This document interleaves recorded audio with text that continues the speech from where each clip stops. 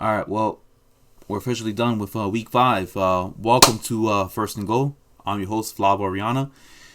And yeah, we finally completed week 5. Titans, for the first time, first time in 16 days, they ended up playing a football game. They ended up playing the Buffalo Bills. We got breaking news with, it's not really breaking news because it happened yesterday. We had news with Le'Veon Bell being released. So what's going to happen with there? Justin Herbert looked good against the New Orleans Saints, so we want to talk about that. And my boy Ty definitely wants to hear that. And let's just get to it at this point. All right. So we'll start it off with Le'Veon Bell versus Le'Veon Bell being released by the New York Jets. The Jets, horrible franchise. It just seems like anything bad that can go wrong will go wrong. I know that's a line that gets used against Cowboy fans, but honestly, like we should be using that against Jet fans at this point. The Jet fans, I feel bad for you guys. Look, I'm in no position to be saying that you guys are horrible, because the team that I root for, the New York Giants, are bad. Thank God that I root for Russell Wilson, and the only reason why I can say that I've been rooting for him for so long, I've been watching him since college. But that's neither here nor there. But we're getting back to the Jets at this point. So, Jets ended up releasing a disgruntled Le'Veon Bell. They tried trading him. Nobody wanted to take on that contract. He's getting up there in age. I believe he's 31, 30 if I'm not mistaken. Somewhere around that age group. But yeah, so now he's released. Now what did the Jets do? Jets don't have any type of running back. You're not helping out Sam Darnold whatsoever. I keep on telling to my boy Marco, I was like, you guys should have drafted a wide receiver. You could have had Henry Ruggs. You could have had Jerry Jeudy. Look what Jerry Jeudy is doing in what's it called, Denver. Look what Henry Ruggs ended up doing with Oakland. Well, not even Oakland. I'm sorry, they moved out of Oakland. They're in Las Vegas now. Sam Darnold needs help. Sam Darnold needs Adam Gase to be let go. I think that should be the next move that they do. If I'm the Jets franchise, I try to make that move as soon as possible. I would actually just do it right now at this very moment. I wouldn't even wait any longer. You're already contaminating, that locker room right there. It seems like the players don't want to play for him. I don't blame him. He's gotten a lot of praise, and the reason why I think he's gotten that job is because of the fact that he ended up. I believe he was the quarterback coach for in Denver when Peyton Manning was there, and I guess he must have sold it to ownerships. Whether it was when he was coaching in Miami or whether he's coaching here in New York, he must have sold it to ownership that he helped redeveloped Peyton Manning's mechanics after he had like neck surgery or anything like that, and that's wrong. I mean, Peyton Manning has been one of the best quarterbacks ever, and he doesn't need Adam Gase. I mean, Adam Gase is having like some type of fairy tale story of him getting 2 coaching jobs, which he never should have gotten the coaching job for the Jets. I understand the Miami Dolphins situation because he was never a head coach to begin with until he became a head coach for the Miami Dolphins. But after what he did with the Miami Dolphins, the Jets should have never even had him to begin with, not even for a meeting. So now what do you do with Le'Veon Bell? He's a free agent right now. No team is gonna pay him outrageous money. He's only gonna get whatever the Jets owe him. Teams are probably gonna give him the minimum. So where should Le'Veon Bell go? In my opinion, it's just my opinion right now, he's most likely gonna be going to a contender. He probably wants to win a ring. So he's not gonna go to Houston, even though they got rid of Bill O'Brien. Even though Deshaun Watson is still there, and he might be needed, in Houston. You could have 2 running back committee with David Johnson and Le'Veon Bell. He doesn't go there. Where else does he go? Does he go to Baltimore? I mean, you have Mark Ingram there. That would be a good tandem. Mark Ingram and Le'Veon Bell. With Lamar Jackson being your quarterback. Lamar Jackson's gonna probably have to throw, more screens and stuff like that. Plus, with a two running back tandem right there with Ingram and Bell, now you're making Ingram a lot more fresher when it comes down to the later part of the ball game. I like that. Does he go to the Chiefs? Put him alongside with Clyde Edwards-Helaire, with Patrick Mahomes being behind center. I like that too. But do I see that happening? I don't know. I don't see that. What about the Patriots? Do I see Bill Belichick, pulling out a move like that? If Bill Belichick pulls out a move like that, every coach, every GM should be looking at themselves like, why didn't we pick this guy up? I wouldn't be surprised. Don't scratch that out, guys. Don't scratch out the fact that Bill Belichick might be able to pick him up. You have him with Cam Newton, and the way that Cam Newton is building up continuity with his receivers and his other running backs like Sony Michel, Rex Burkhead. Look out, guys. I mean, that would be very interesting right there. Don't count that out because Bill Belichick is known for making moves like that. But in my opinion, where does he go? I would personally like to see him go to the Chargers. And I'm not saying that because I have a friend that's a diehard Chargers fan. I would like to see him go to the Chargers. You have him with Justin Herbert. Obviously, you have, Justin Jackson and Eckler. They have no more Melvin Gordon because he went to Denver. You put him there. I believe Le'Veon Bell at one point was looking, before he left the Steelers, I believe he was looking at LA as a destination. The Chargers are part of LA. They're not the Rams. But I would look at that. You got Justin Herbert, big, tall quarterback. Looks like he has a bright future. Looks very impressive. We'll get back to him in just a second. I see, the Chargers as a possibility. What about the Bucks? Ronald Jones is a good running back, but he can't catch the ball to save his life. Leonard Fournette, it's not that much better. I mean, he's questionable. He's injured. And then the other running back seat that Tom Brady has by committee, I mean, there aren't, anywhere near as close as, Le'Veon Bell. So what about the Bucks? I mean, you got the Chargers, the Bucks. I said the Ravens as a possibility. Those are three teams right there that can, I mean, the Chargers are not going to contend for a Super Bowl, but, they'll make some noise. And I also said the Patriots. So 4 out of the 3 teams right there could possibly challenge for a title, for a Super Bowl title, let alone a Super Bowl appearance. And I'm thinking, who else? Who else could use Le'Veon Bell at this point? Does Aaron Rodgers need him? No. He has Aaron Jones. Who else? I'm gonna just stick it with that. Baltimore is an option. Chargers, New England, Tampa. And I said Kansas City, but I just don't see that happening. So yeah, I mean, Le'Veon Bell has plenty of options right now. I mean, don't scratch. I mean, I was gonna say at one point Pittsburgh, but he left on bad terms, so it's kind of hard to see him go back to Pittsburgh. And Pittsburgh is 4-0. They could use him, but they don't need him at this point.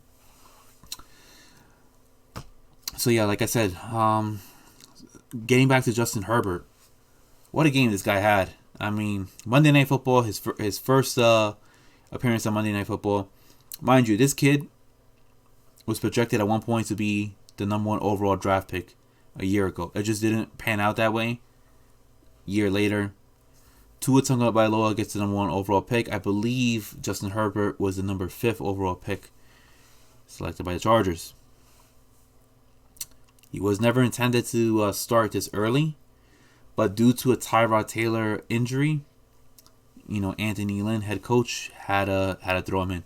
And I gotta say, he looks pretty impressive, in the few starts he had. So I'm gonna give you a list of the quarterbacks he ended up facing. You heard about, that man in Tampa right now, 6 rings, Tom Brady. He ended up facing him. I just said that he ended up facing Drew Brees on Monday Night Football. How about the best quarterback in football right now, Patrick Mahomes? Yeah, he faced him too. So that right there is 3 quarterbacks. You got one who's arguably, if not the greatest quarterback of all time. He ended up facing him.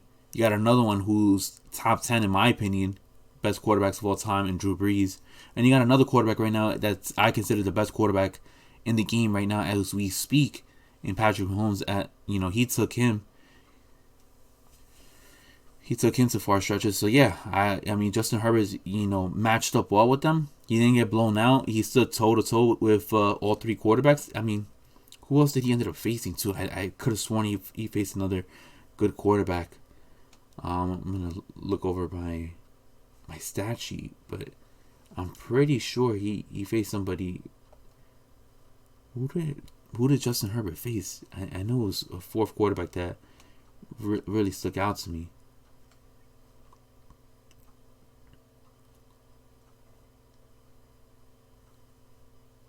It was he played pretty well. He played pretty well, and look, the Chargers, they got a bright future with Justin Herbert, in my opinion.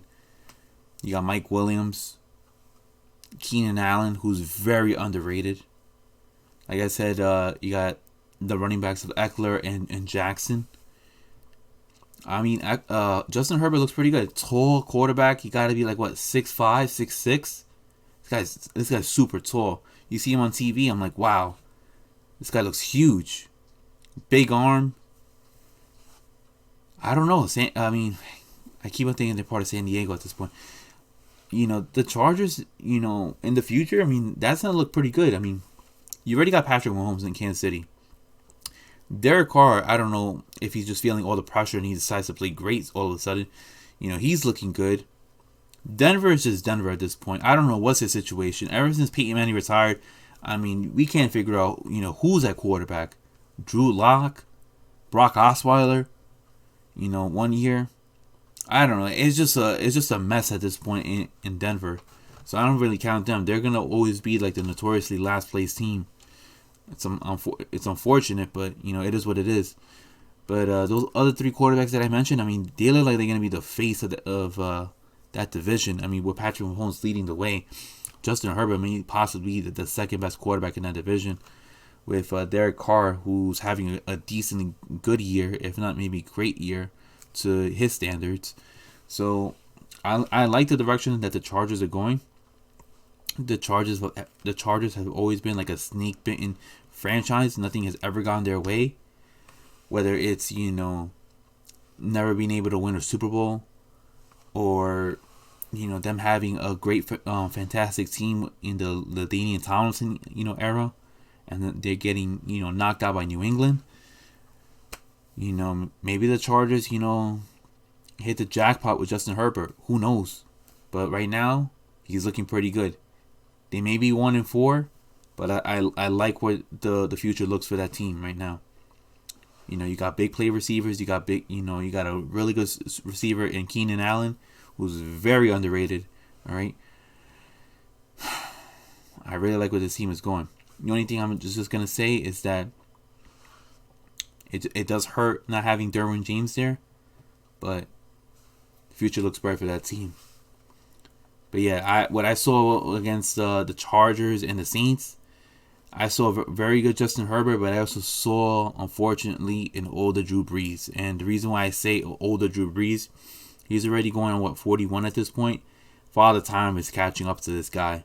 It's catching up to him well, and I just see like he's not able to make that deep throws like he used to. His accuracy is falling a little bit. It's not enough zip into that football. I'm very concerned, moving on forward. I originally had them making the NFC Championship game. I might have to recant on that if what I'm seeing is true. If Drew Brees can't be what Drew Brees is the last couple of years, this team is not going to go far in the playoffs. I mean, sure, they may win the division. They may not. Tom Brady is looking good. But, I don't know. Drew Brees, it looks like Father Time is knocking on that door, and is knocking on that door really fast. So, we had another game. And I told you guys that I really love the fact when the NFL puts 2 Monday Night Football games. Unfortunately, they had to cancel this one game because of Cam Newton was one of the players that had COVID along with another player too. So they had canceled. I mean, not canceled. They have postponed the matchup between Denver and New England. But there was a Tuesday night football game, which was weird. But I actually enjoyed it because it was something to watch. You had Josh Allen and the Bills versus the Tennessee Titans. Now, I said before in the beginning of the video that the Tennessee Titans haven't played, for 16 straight days up until yesterday. And boy, Derrick Henry, I mean, he went all over SportsCenter with that stiff arm that he did to Josh Norman. That was insane, guys. Wow, I mean, this guy looks like a truck. This guy looks like a bulkier, muscular version of Brandon Jacobs, but just 100 times better than him. With the way he tossed Josh Norman, I mean, no man should be tossed like that. But that was pretty funny and that was pretty insane. And that's to show you that Derrick Henry, is not having the best year that he has had. But the Titans look good. I mean, we saw A.J. Brown sighting. I mean, he caught 7 of his 8 targets. Ryan Tannehill looked like he played great.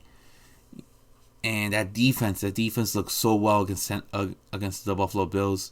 I don't know, Josh Allen, he had one bad game, and it was a pretty bad game, throwing 2 interceptions and getting blown out the way that they did. Look, I'm not really concerned for the Buffalo Bills. I mean, it's going to happen. It's the National Football League. You're going to face the best of the best. But it was one bad game, and it was just, unfortunately, it was the only game that Tuesday. So it just looked really, really bad. So everybody in the world ended up seeing Josh Allen, having a bad game. But they'll bounce back. They might not win this upcoming week against the Kansas City Chiefs. But they'll bounce back. They might experience a 2-game losing streak.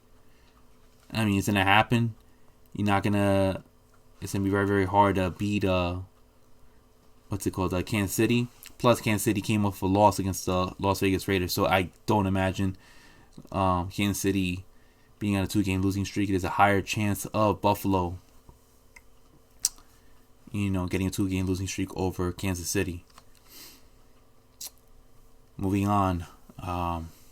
Look, unfortunately, this past week we had very, very sad news. If any of you guys had seen that Cowboys-Giants football game, man, I mean, that was very, very hard to see. Dak Prescott, quarterback of the Dallas Cowboys, wasn't having the best game, but ended up getting tackled and he ended up having his whole ankle turned around. Now, when I saw that, I was like, oh man, like that's it. Season's over for Dak. Dak's such a good guy. I mean, nobody probably endured, much worse of a 2020 in the National Football League than Dak Prescott. And the reason why I say that, look, guys, I really do feel that if you guys ever have anything, to talk about or anything like that, please talk to somebody that you truly love, whether it's a friend, family, somebody that you can trust. Please talk about it.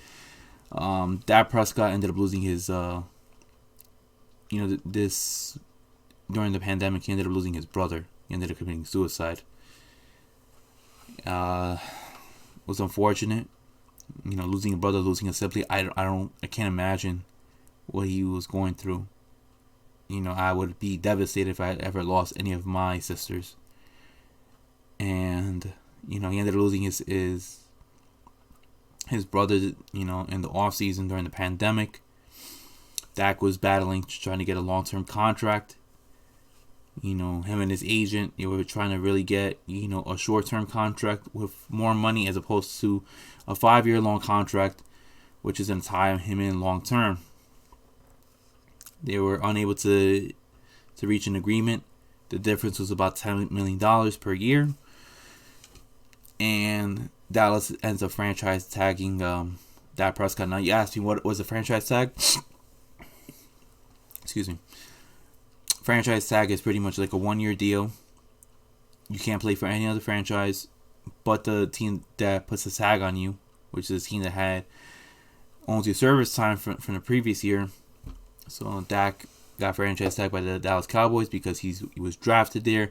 Plus, he played for the Cowboys the previous year. So, he probably got tagged for like what 30 million for 1 year. It's a lot of money right there, but doesn't have that long term security that he was looking for. He does not long term security, but he wanted to get security for an excess amount of money for about a 4-year deal because of the fact that the salary cap is going to move on up from the new CBA for the new collective bargaining agreement in about 3-4 years. So yeah, Dak Prescott got his ankle turn. It was hard. It was hard to watch. Doctors pronounced it as a compound fracture on his ankle. Says it's going to be out for 4 to 6 months. But that 4 to 6 months is going to be if everything works out perfectly. So that projects maybe anywhere between like April through June. If everything works perfectly, he might be able to be back on the field. I'm going to predict that he ends up coming back around like September, mid-September, just in case, and something doesn't work out right. But it just sucks only because of the fact that Dak Prescott ends up now having a season-ending injury.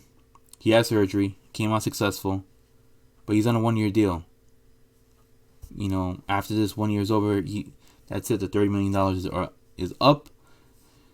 And you're probably going to be like, so what? He has $30 million, that's longevity right there. He can have and do whatever he wants. But that's not the point. He wants to set generational money, and he wants to be able to make sure that his family is aligned for the rest of their lives and moving on forward. And he was bound to get about over $160 million contract. That would have been great money right there. He would have had money up the wazoo, like my good friend says. And yeah, but look, this is why I feel like players in any sport, whether it's basketball, football, baseball, even UFC, get your money as quick as possible. Get it as soon as possible. Reason why? To avoid injuries like this. Now, if you don't have a contract, now it's going to be harder for you to obtain a new contract because now they're going to be like, hey, we can't rely on you because we don't know how your injury is going to be moving on forward. So now Dak has that against him. Jerry Jones played hardball and he ended up winning it in the very end. It was unfortunate, but that's how the world goes. That's how business goes. And we'll see what happens with Dak Prescott. I mean, Dak Prescott looks like a very good guy. Looks like a very nice guy. I want to see him. I want to see him win. Even though I'm a Giants fan, it hurts to see him, get hurt. Because he just seems like a really good dude. But yeah, that's what happened this past Sunday. It's very unfortunate. But yeah, guys. So now you're gonna have Andy Dalton behind center. He's gonna be the starter for the rest of the year. You pay good money for a good backup in case something like this happens, where your primary starter is gonna be out for X amount of time. So now we'll see what happens with the Cowboys. Cowboys are leading the NFC East in a really bad division. They're leading the East with 2 wins, if I'm not mistaken. Yeah, 2 wins. Giants are in last place, 0-5. Washington football team's 1-4. The Eagles have 1 win, 3 losses, and a tie. And the Cowboys have 2 wins and 3 losses. This upcoming week, I'm going to tell you right now, games to look out for. That's going to be very, very exciting. Browns and Steelers. This is going to be the first matchup you see. Myles Garrett against the Pittsburgh Steelers. Pittsburgh Steelers. I'm so sorry. Myles Garrett was suspended for the last 6 games of last season because he ended up taking off his helmet and ended up swinging and landing flush on what's it called? I was gonna say Kyle Rudolph. It's not Kyle Rudolph. Yeah, he ended up on Rudolph. I can't remember his first name. The backup quarterback to Ben Roethlisberger. Mason Rudolph. There you go, Mason Rudolph. Ended up knocking Mason Rudolph with his helmet, the crown of his helmet. Caused a 6-game suspension and just caused a big fussle after that. So I'm very looking forward to see what happens between the Browns and the Steelers. It's going to be a great rivalry right there. Browns are 4-1. They're looking very, very good right now. Odell's looking like he's getting all the touches that he needs. Baker looks good. You know, they have no Nick Chubb, but Kareem Hunt is just as good as a backup that there is. That's a good matchup to look out for. Aaron Rodgers and the Green Bay Packers versus Tom Brady and the Tampa Bay Buccaneers. That is a great matchup to watch. You guys got to watch that. That's going to be the premiere game on Fox at 4:25. You can't miss that. That's going to be huge. Aaron Rodgers 4-0. Tom Brady 3-2. All right. This is a must win for the Tampa Bay Buccaneers. They didn't get any separation. You know, luckily the Saints lost last week, so the Saints and the the Buccaneers have the same record. The only thing is, Saints have the matchup advantage over them because they ended up winning in week 1. So look out for that matchup. Chiefs and Bills, great matchup. That's going to be a 5 o'clock game. That originally was supposed to be a Thursday night football game, but because the Bills ended up playing on this past Tuesday, that's now a 5 o'clock game on Monday. I told you guys, I love when there's multiple, Monday night football games. This is a 5 o'clock game. Both are 4-1. Both are trying to make sure they don't walk out with a 2-game losing streak. Honestly, I favor the Chiefs. Like I said, great football matchup to watch for.